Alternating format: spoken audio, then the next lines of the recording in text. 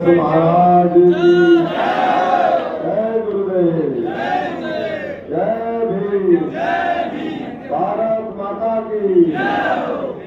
आज गांव लोकर में आयोजित हमारे इस गरीब समाज, समर्पित समाज की तरफ से जो देश की तरक्की में अपना खून पसीना देकर के और इस देश को बनाता है, जो अन्नदाता भी है, खेती और मजदूर भी है, कबीरा भी है।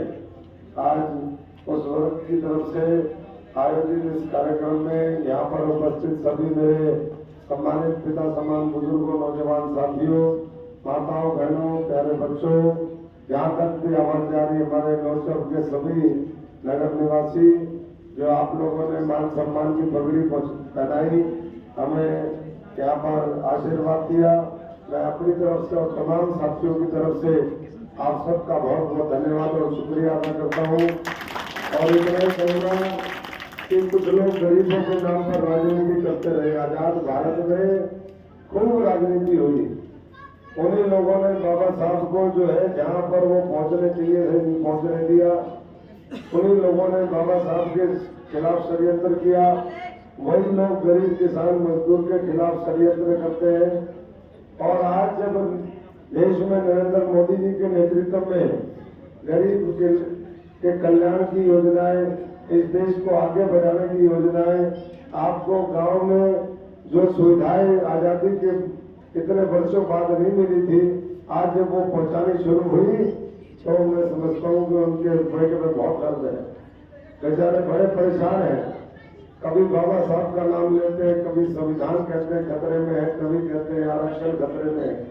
अगर आरक्षण ढंग से लागू नहीं हुआ, अगर आज भी लोग है, और आज भी अगर मैं समझता हूँ कि जो हमारे रिजर्वेशन और प्रमोशन है, पदोन्नति में आरक्षण आज तक नहीं सफल हुआ, तो इन्हीं लोगों का कारण।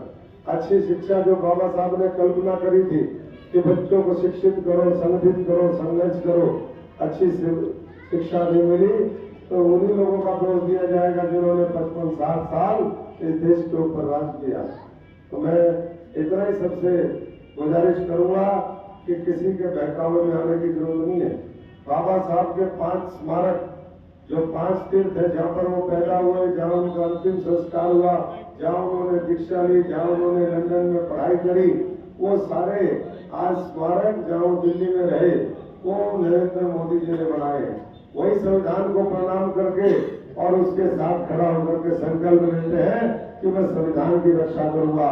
खतरे में आज वो है जिनकी दुकानें बंद होने वाली है, जो आज पहले बाबा साहब का विरोध करते थे, आज बाबा का नाम लेकर के सोचते कि भाई यही जो है हमें पार उतार दे।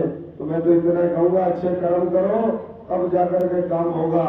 इस बार पूरी मजबूती से आप यहाँ पर छत्तीस बिरादरी और गरीब समाज से यही मैं कहूंगा कि ये देश का चुनाव है।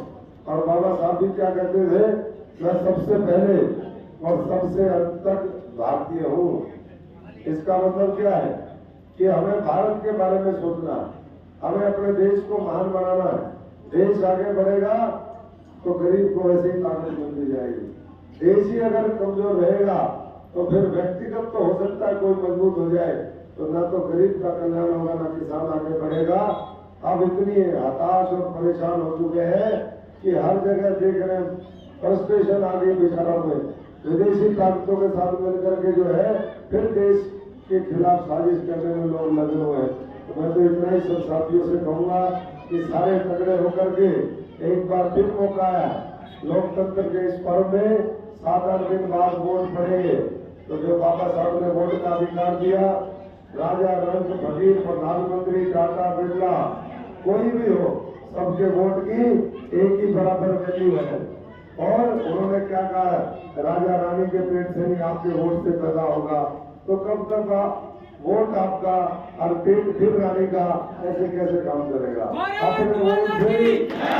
अपने वोट से साधारण परिवारों के लोगों को, जो आपका दुख तकलीफ समझते हो, जो आपका दर्द समझते हो, और उस दर्द को दूर करने के जिसके अंदर दिल हो, जिसके अंदर संवेदनशीलता हो, ऐसे नेतृत्व को मजबूत करो और मोदी जी को तीसरी बार देश का प्रधानमंत्री बना करके आने वाले समय का उज्जवल भारत, जिसमें आप सबका भी और आने वाली पीढ़ियों का भविष्य अच्छा हो, ऐसा भारत बनाने का, ऐसा विकसित भारत बनाने का, ऐसा दुनिया की तीसरी आर्थिक महाशक्ति बनाने का जो संकल्प और संदेश लेकर आए हैं, उसमें आशीर्वाद दीजिए, आहुति दीजिए।